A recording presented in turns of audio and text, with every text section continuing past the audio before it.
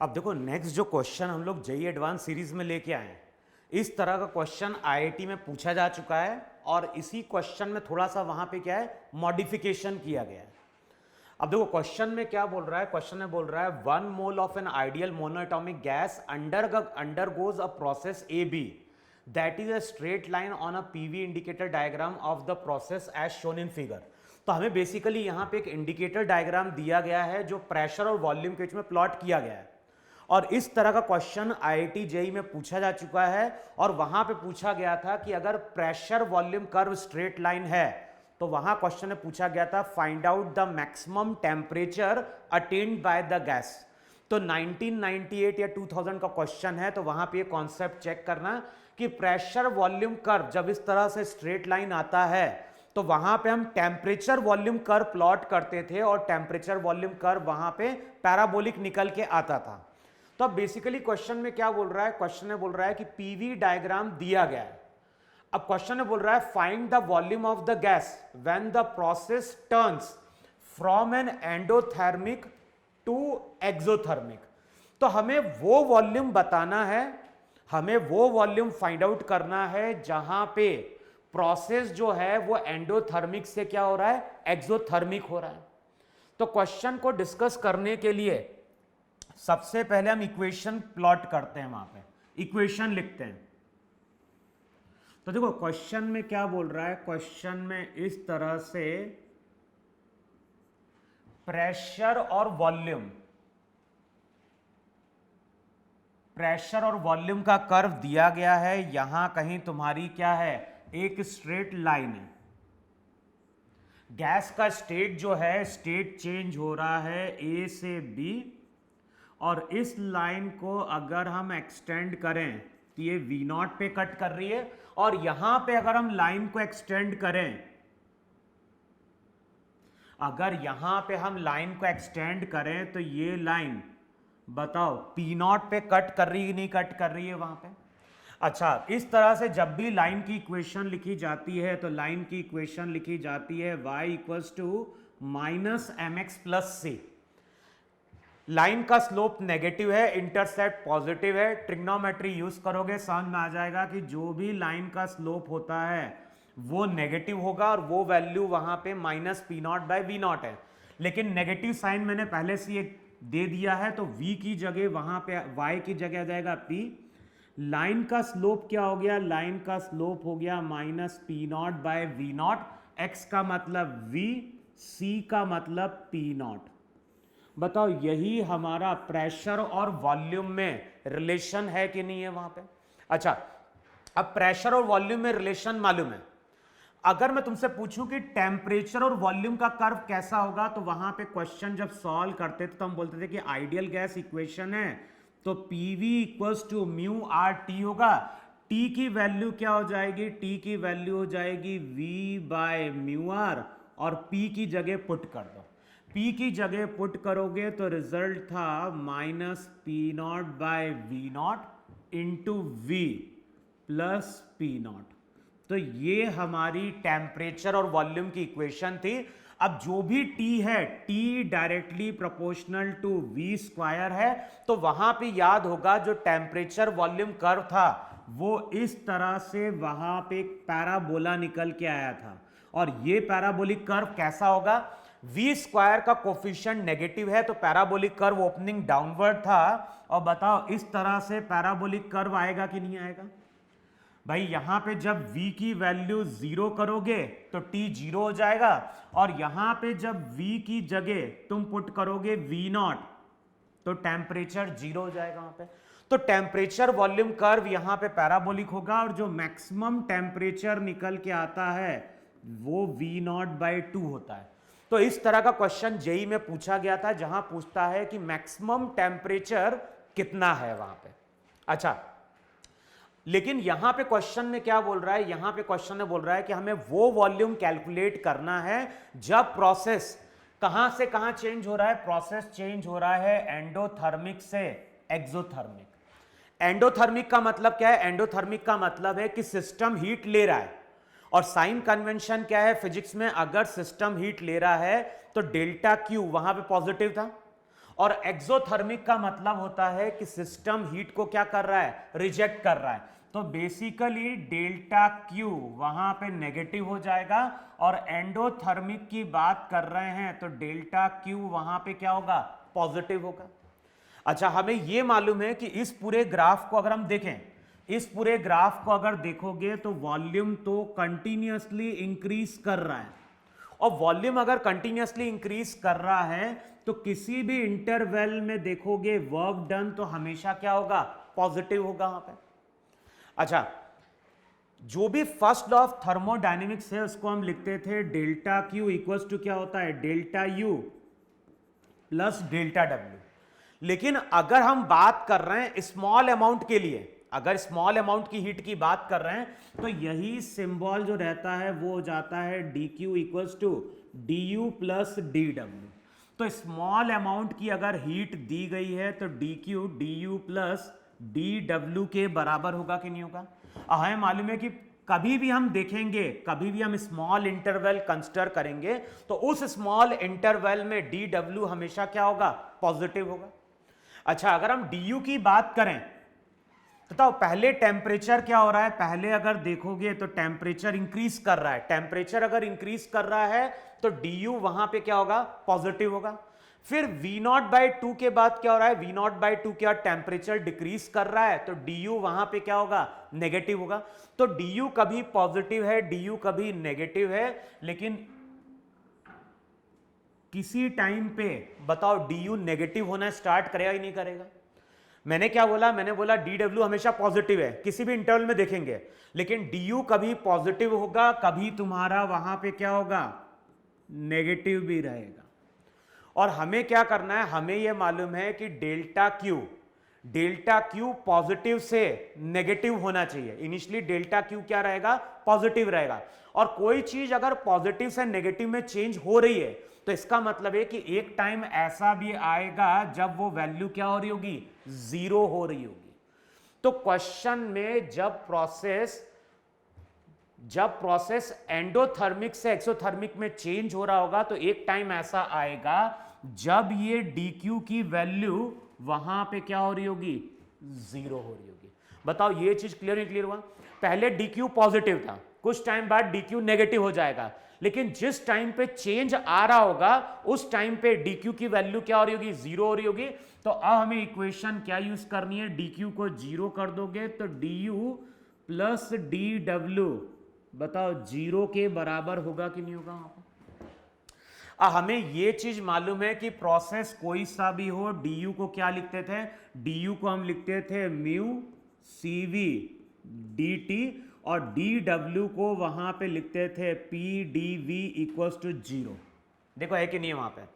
अगर हम small interval की बात कर रहे हैं तो स्मॉल इंटरवल में जो इंटरनल एनर्जी में चेंज आएगा वो म्यू cv dt होगा, और dw वहां पे क्या हो जाएगा, pdv हो जाएगा वहां पे।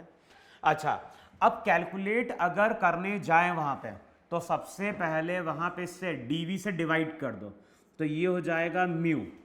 cv क्या होगा, मोनोएटॉमिक गैस है, तो मोनोएटॉमिक गैस के लिए cv की वैल्यू कितनी थी, cv की वैल्यू हो जाएगी, या तो हम cv की वैल्यू पुट करें या फिर हम किसके टर्म में लिख दें, गामा के टर्म में हम लिख सकते हैं cv की वैल्यू। तो cv को बताओ हम लिख सकते हैं क्या, r upon gamma -1 into D T plus P D V equals to zero. देखो ऐसा लिख सकते हैं वहां पे जो भी cv रहेगा, cv को हमने लिख दिया r अपॉन गामा -1, क्योंकि हमें मालूम है cp माइनस cv किसके बराबर था, r के बराबर था, और गामा की वैल्यू तो हमें मालूम है कि स्मॉल अमाउंट की हीट, स्मॉल अमाउंट में अगर इंटरनल एनर्जी में चेंज आ रहा है तो उसको हम लिख सकते हैं म्यू cv dt। और cv को अगर हमें लिखना है किसके टर्म में, r upon gamma minus, cv को हम लिख सकते हैं वहां पे r अपॉन गामा -1, और गामा की वैल्यू वहां पे क्या हो गई, 5/3 हो गई वहां पे। देखो है कि नहीं है वहां पे, या फिर हम CV की वैल्यू वहां पे डायरेक्ट भी पुट कर सकते हैं, CV की जगह लिख सकते हैं 3R/2B। चेक करोगे दोनों वैल्यू, रिजल्ट जो रहेगा, रिजल्ट वहां से सेम आएगा कि नहीं आएगा।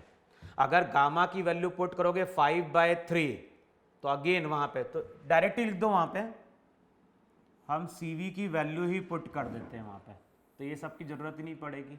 तो CV कितना आ गया, यहां पे लिखोगे म्यू CV हो जाएगा 3R/2। देखो है कि नहीं वहां पे।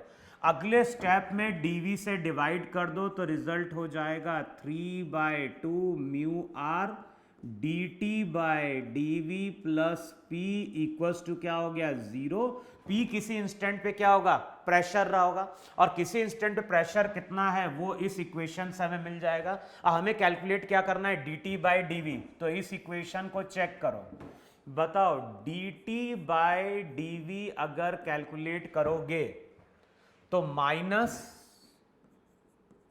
P0/V0 minus P0/V0 mu R V square का हो जाएगा 2V। फिर वहां पे जाओगे तो ये हो जाएगा प्लस P0/म्यू आर और V की जगह वहां पे 1। चेक करो यही वैल्यू dt/dv की आ रही है कि नहीं आ रही है वहां पे।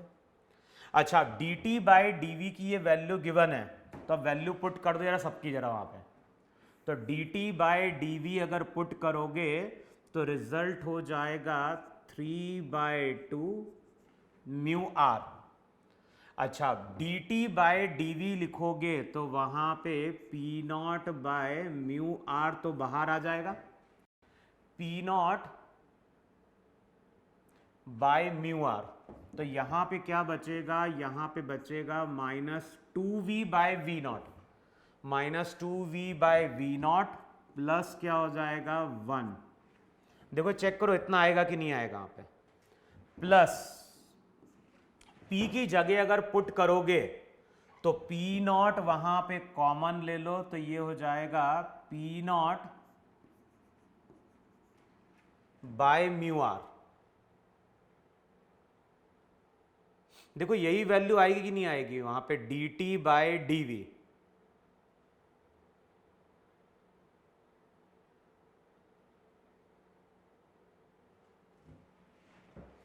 चेक करो जरा वैल्यू ये बन रही कि नहीं बन रही वहां पे। भाई किसी टाइम पे अगर हम प्रेशर की इक्वेशन लिखेंगे तो ये हो जाएगा, P की वैल्यू पुट कर दो जरा। देखो अब 3/2 म्यू आर dt/dv क्या हो गया -P0/V0 म्यू आर -2V और यहां पे हो जाएगा P0।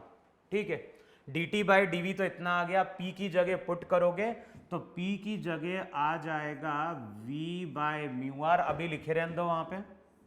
फिर ये हो जाएगा -P0/V0 इंटू V प्लस हो जाएगा P0 इक्वल्स टू 0।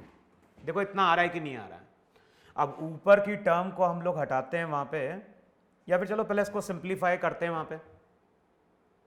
देखो क्या चीज हमारी कैंसल आउट हो रही है, पहले तो ये चेक कर लो वहां पे।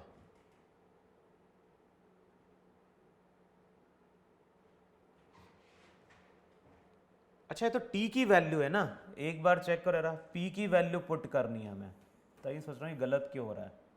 भाई यहां पे अगर P की वैल्यू पुट करोगे तो P की वैल्यू क्या हो गई, P की वैल्यू हो जाएगी -P0/V0 into V plus P0 equals to 0।